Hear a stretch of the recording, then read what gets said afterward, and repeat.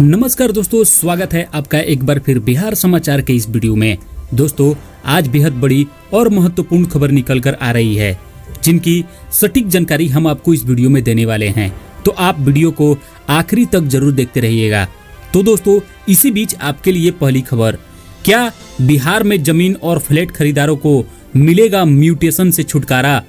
क्या बिहार में जमीन खरीदने के बाद म्यूटेशन नहीं कराना होगा? क्या है बिहार में जमीन और म्यूटेशन से जुड़ा डिटेल, इसका पूरा जानकारी आपको इस वीडियो में देंगे। आप वीडियो को पूरा जरूर देखें। और क्या बिहार पंचायत चुनाव की प्रक्रिया शुरू हो गया है? बिहार में कब से जारी होगा वोटर लिस्ट, इसका पूरा जानकारी इस वीडियो में देंगे। आप वीडियो को अंत तक जरूर देखें। और लॉ एंड ऑर्डर पर समीक्षा बैठक में सीएम नीतीश ने कैसा फरमान दिया? क्या नीतीश के इस फरमान से मिलेगा लाभ? इसका भी पूरा जानकारी हम आपको इस वीडियो में देंगे। आप वीडियो को पूरा जरूर देखें। और कृषि कानून के समर्थन में भाजपा का बिहार में कौन सा सम्मेलन करने जा रही है? क्या भाजपा बिहार में केंद्र सरकार द्वारा लागू कृषि कानून को बिहार में किसानों को समझा पाएगी? इसका भी पूरा डिटेल के साथ हम आपको जानकारी देंगे। आप वीडियो को अंत तक जरूर देखें। और क्या बिहार में एसोसिएशन आंदोलन करने को तैयार हैं?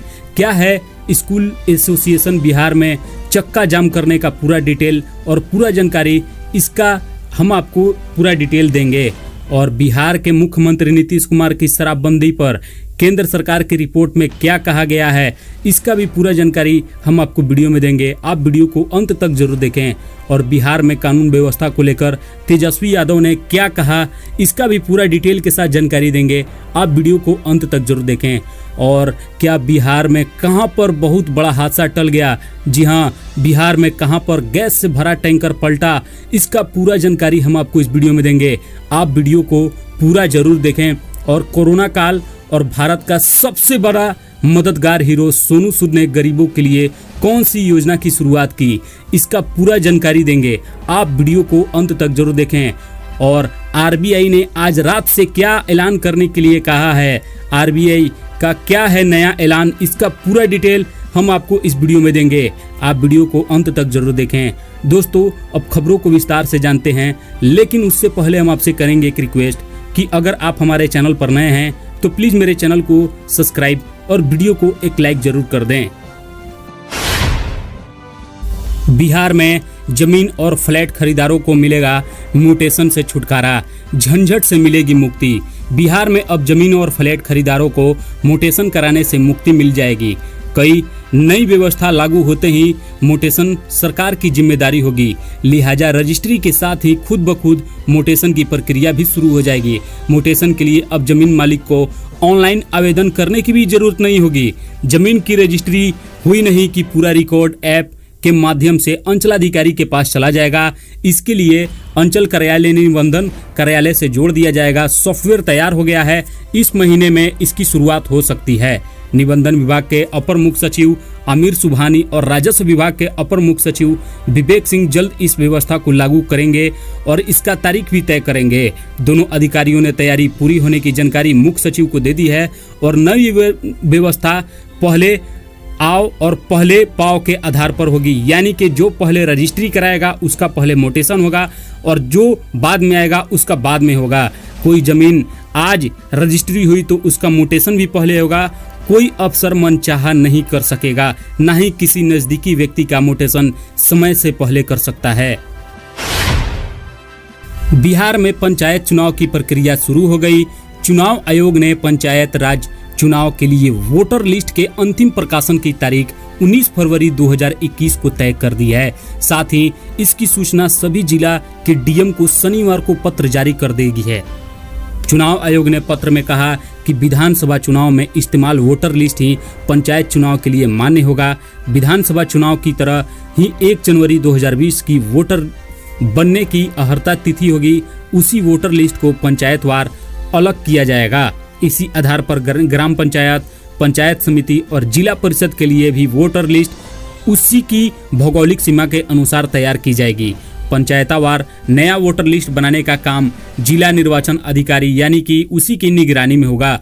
आयोग के पत्र के अनुसार 14 से 28 दिसंबर 2020 तक वोटर लिस्ट वार्डवार विखंडन होगा। इसके बाद 29 दिसंबर 2020 से 12 जनवरी 2021 तक डाटाबेस तैयार होगा और वोटर लिस्ट के प्रारूप की सॉफ्ट कॉपी बनाई जाएगी।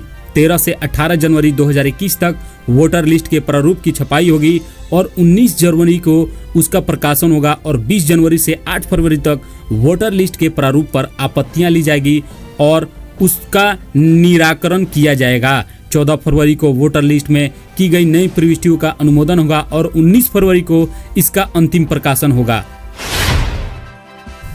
लॉ एंड ऑर्डर पर समीक्षा बैठक में सीएम नीतीश कुमार का फरमान, स्पीडी ट्रायल में तेजी लाकर सजा की दर बढ़ाएं। मुख्यमंत्री नीतीश कुमार ने पदाधिकारियों को निर्देश दिया है कि स्पीडी ट्रायल में तेजी लाकर सजा की दर को और बढ़ाएं। सभी जिला के जिला अधिकारी एवं पुलिस अधीक्षक, अभियोजन पदाधिकारी तथा संबंध वकील के साथ नियमित रूप से केस की समीक्षा करें और उसे अंजाम तक पहुंचाएं। मुख्यमंत्री ने विधि व्यवस्था को लेकर एक पखवाड़े के अंदर शनिवार को तीसरी बार समीक्षा बैठक की और साफ किया कि अपराध नियंत्रण के तकनीक भी कोताही बर्दाश्त नहीं की जाएगी। कानून व्यवस्था को बनाए रखना राज्य की पहली जिम्मेदारी है। अणे मार्ग में हुई समीक्षा बैठक में मुख्यमंत्री ने निर्देश दिया कि लोक शिकायत निवारण कानून को लेकर जिला अधिकारी सजग रहे और इसका लाभ लोगों को मिले, यह सुनिश्चित करें। ओवरलोडिंग और ट्रैफिक जाम को रोकने के लिए प्रभावी कदम उठाएं और समीक्षा बैठक में प्रदेश मुख्यालय के अधिकारी के अलावा सभी डीएम, एसपी वीडियो कॉन्फ्रेंसिंग से जुड़े हुए थे। कृषि कानून के समर्थन में भाजपा का बिहार के सभी विधानसभा क्षेत्रों में किसान महासम्मेलन आज से। कृषि बिल के पक्ष में भाजपा की ओर से किसान सम्मेलन किया जाएगा। 13 दिसंबर से 25 दिसंबर के बीच होने वाले इस सम्मेलन में पार्टी नेता, विधायक, मंत्री आदि शामिल होंगे। शनिवार को भाजपा अध्यक्ष डॉक्टर संजय जायसवाल ने प्रदेश कार्यालय में संवाददाता सम्मेलन में विस्तृत जानकारी दी। कहा, कृषि बिल के नाम पर विरोध प्रदर्शन हो रहा है, इसे देखते हुए बिल के समर्थन में हर रोज किसान सम्मेलन किया जाएगा। वहीं सभी विधानसभा क्षेत्र में किसान पंचायत का आयोजन भी होगा। सम्मेलन में जनता को बताया जाएगा कि किसान बिल उनके पक्ष में है, न कि उससे उनका नुकसान होने वाला है। विरोध करने वाले को महज राजनीति के लाभ के लिए आंदोलन को हवा दे रहे हैं। रविवार यानी 13 दिसंबर से इस सम्मेलन की शुरुआत पटना के बख्तियारपुर से होगा। अभिभावकों से फी और सरकार से मदद की आस देखते देखते अब स्कूल एसोसिएशन आंदोलन का मन बना चुके हैं। Private school and children welfare association ने केंद्र एवं राज्य सरकार को चेतावनी दी है। कहा है कि अगर 2 जनवरी 2020 के पहले विद्यालयों को संचालित करने का आदेश पारित नहीं किया गया तो शिक्षक सड़क पर उतरेंगे। Private school and children welfare association के राष्ट्रीय अध्यक्ष सैयद श्यामल अहमद ने राज्य के निजी विद्यालयों के प्रति उदासीन रवैये पर सवालिया निशान लगाया है। कहा है कि केंद्र सरकार के निजी विद्यालयों को पुनः संचालित करने के आदेश के उल्लंघन के पीछे राज्य सरकार की आखिर मंशा क्या है? क्यों बच्चों के भविष्य के साथ खिलवाड़ किया जा रहा है? अनलॉक गाइडलाइन के तहत सिनेमा हॉल, धार्मिक स्थल, यातायात, सभी दुकानें तथा सभी कार्यालयों को पुनः संचालित कर दिया गया है, लेकिन विद्यालयों को पुनः संचालित करने पर सरकार के द्वारा पाबंदी नहीं हटाई गई है। एसोसिएशन ने राज्य सरकार के उदासीन रवैयों को देखते हुए चेतावनी दी है कि यदि 2 जनवरी 2021 से पहले विद्यालयों को संचालित करने हेतु आदेश पारित नहीं किया गया तो सभी 38 जिलों के निजी विद्यालय संचालक, शिक्षक, शिक्षिकाएं एवं कर्मचारी विशाल आंदोलन करने पटना आ जाएंगे। बिहार में पूर्ण शराबबंदी है लेकिन जाम लड़ रहे हैं। प्रदेश में आज भी 15% लोग शराब का सेवन कर रहे हैं, जिसमें ग्रामीण क्षेत्र के लोग शहर पर भारी पड़ रहे हैं। यह खुलासा नेशनल फैमिली हेल्थ सर्वे 5 में है, यानी कि NFHS 5 की रिपोर्ट से हुआ है। देश के 22 प्रदेशों में फेज 1 की रिपोर्ट 2019 से 20 की है। शराब को लेकर जारी रिपोर्ट में बताया गया है कि गांव में आज भी शहरों की अपेक्षा अधिक शराब का सेवन किया जा रहा है। पूर्ण शराबबंदी वाले प्रदेश में यह चौंकाने वाली रिपोर्ट है। रिपोर्ट के अनुसार शहर में रहने वाले 15 वर्ष या उससे अधिक आयु वर्ग के 14% लोग शराब पी रहे हैं, जबकि गांव में 15 वर्ष से ऊपर के शराब पीने वालों की आबादी 15.8% है।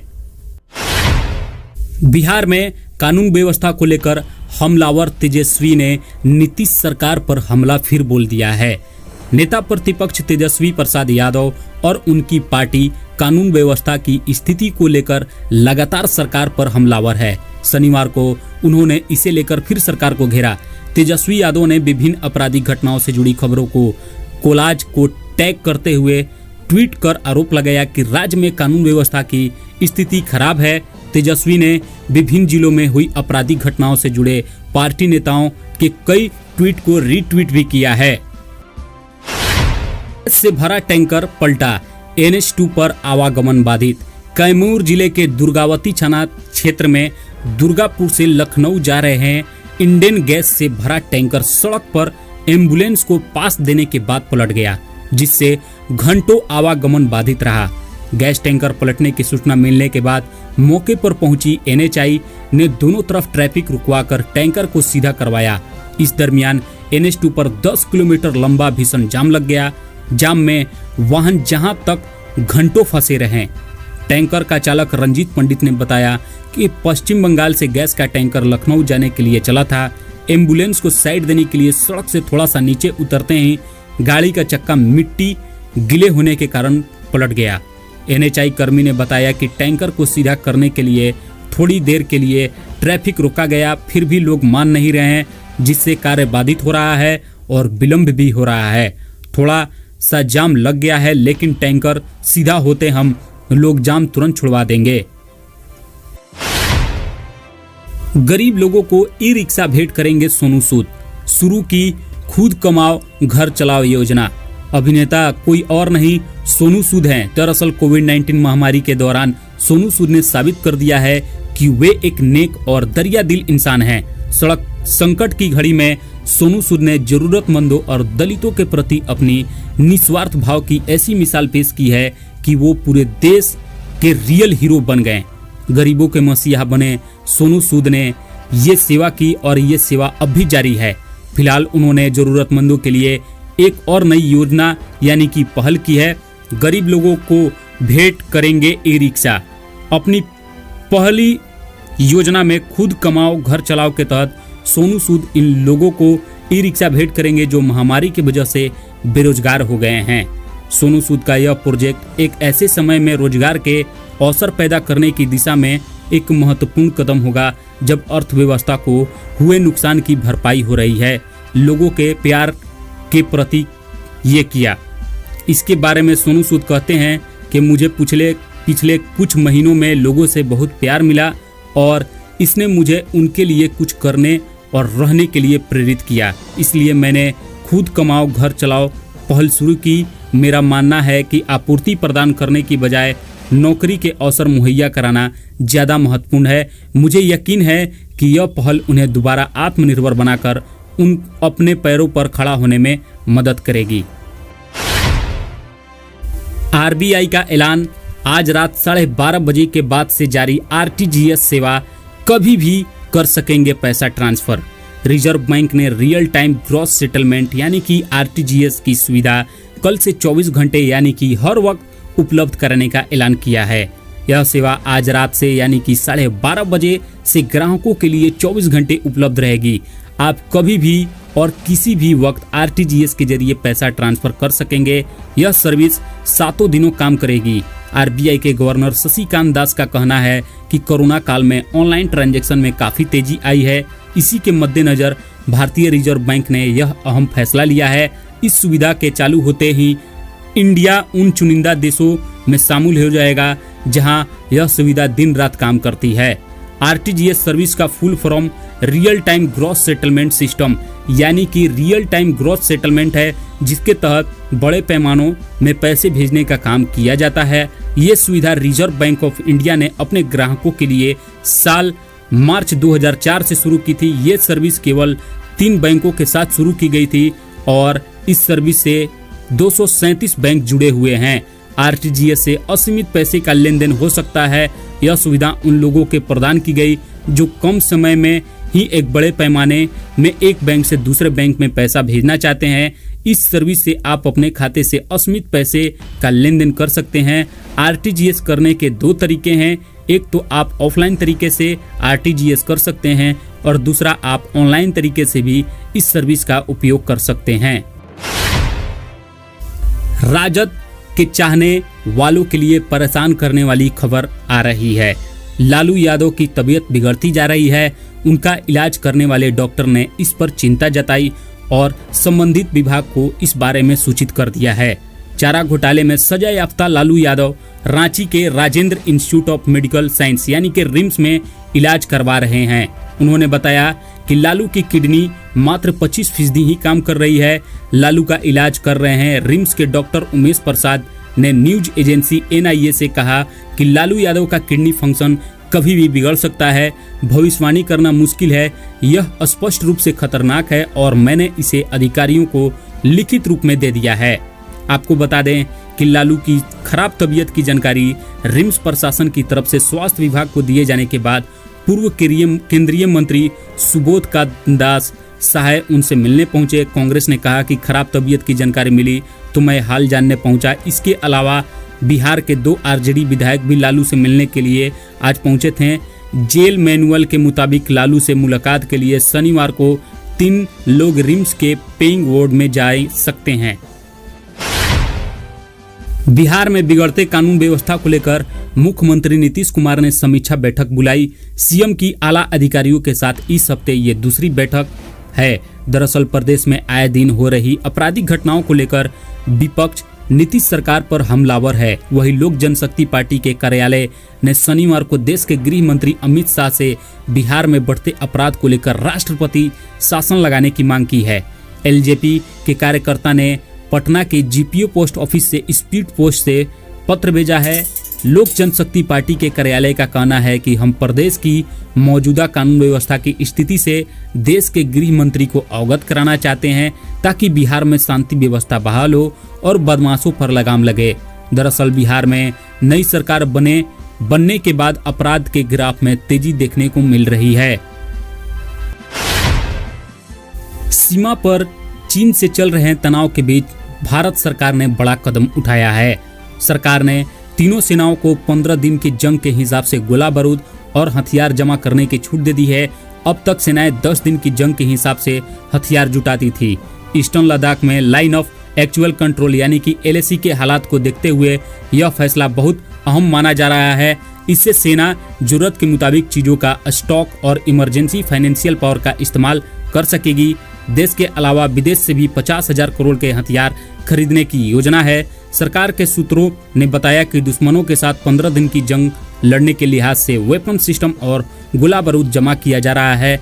इस कवायद का मकसद सेना को पाकिस्तान और चीन दोनों से एक साथ जंग लड़ने के लिए तैयार करना है। पूर्व उप मुख्यमंत्री सुशील कुमार मोदी ने राज्यसभा सदस्य के रूप में शपथ ली। भाजपा के वरिष्ठ नेता और बिहार के उप मुख्यमंत्री रहे सुशील कुमार मोदी ने शनिवार को संसद भवन के राज्यसभा स्थित चैम्बर में राज्यसभा के लिए निर्विरोध निर्वाचित सदस्य के तौर पर शपथ ली। राज्यसभा के सभापति सह उपराष्ट्रपति वेंकैया नायडू उन्हें सदस्यता की शपथ दिलाई। इस मौके पर राज्यसभा के लिए पूर्व से निर्वाचित भाजपा के राष्ट्रीय महामंत्री अरुण सिंह और यूपी से निर्वाचित सीमा ने भी शपथ ग्रहण की।